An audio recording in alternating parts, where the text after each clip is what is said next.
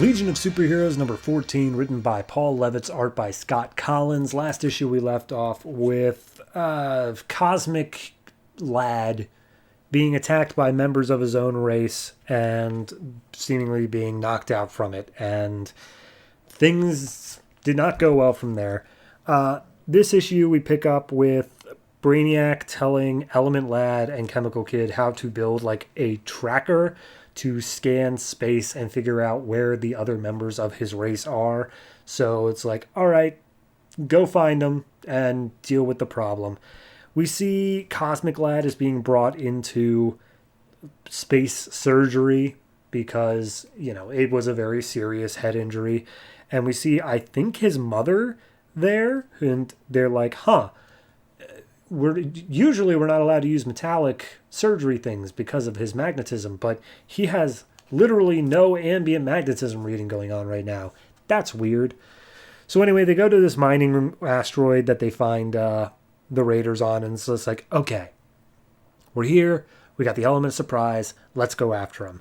And I'm not entirely sure what they're doing to attack them besides, you know, melting some weapons and stuff, but specifically Chemical Kid says, try being an oxygen breather with me shutting down your hemoglobin receptors, which makes me think he just killed them by literally suffocating them through their own blood, which seems really hardcore for the Legion, but I don't know, maybe I'm misreading that. Anyway, the magnetism group shows up and they start attacking, and Chemical Kid's like, I'm ready this time, and he starts to attack one of them, and then a rock drops on Element Lad's head, and he's like, why does this keep happening?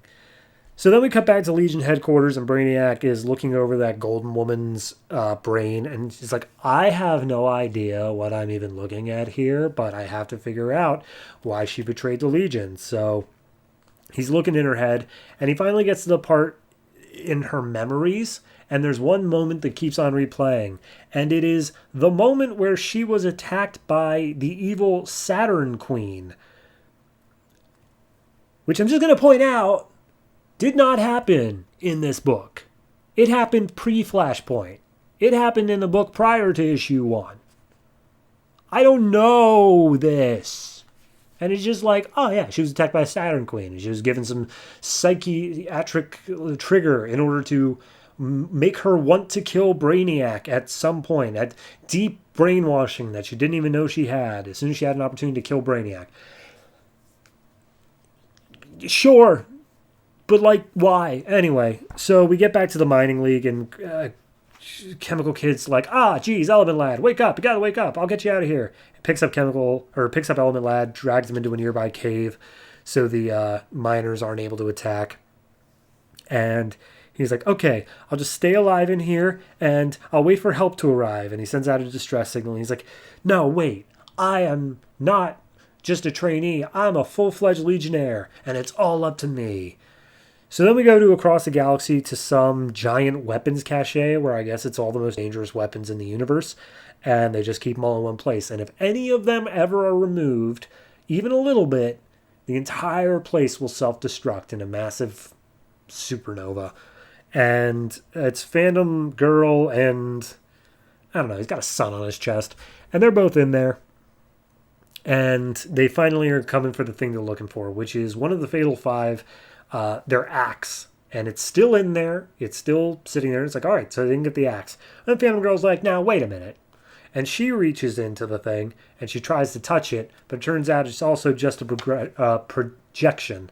And it's just like, well, someone took the axe, which means either, A, it literally wasn't here from the moment that you built this place, or B, someone beat your super good defenses. And it's like, all right, well, Fatal Five are back. That's disappointing. So we go back to Chemical Kid, and he's like, I can use my chemical powers to speed up your biorhythms or whatever to get you to wake back up and heal yourself.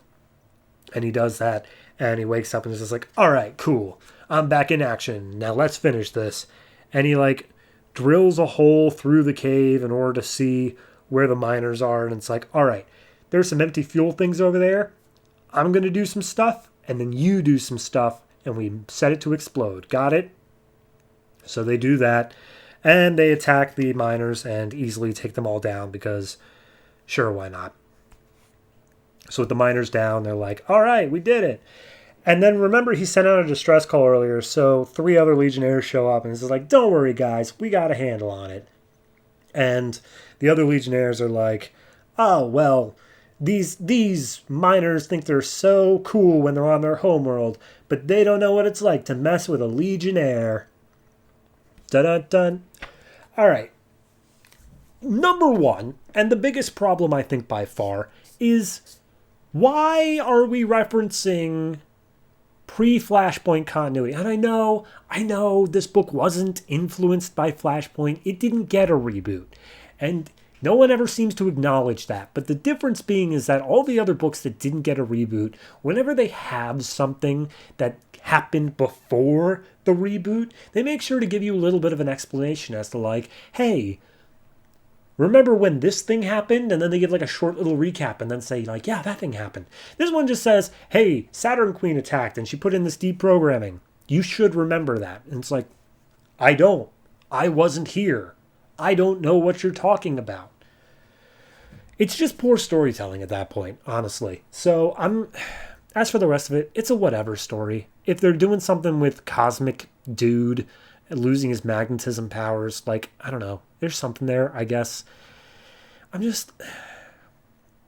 sick of being angry at the Legion. I really am. I just wanted to find its feet. It almost had something with Chemical Kid being like, no, I'm a Legionnaire. Because, like, if we had followed this kid's arc in any meaningful way, where, like, he was our perspective character of coming into the Legion and learning about things, I'd be a little bit more understanding. But it wasn't. He's barely been a focus, and it's just like now it's like, no, now's my time to shine. It's like, oh, really?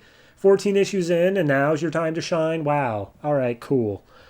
So yeah, no, it's a mess. I'm going to give this one, though, like, I'll give it a 5.5. It is not abysmal. You know what? No, I'm taking away the 0.5. It is just a 5.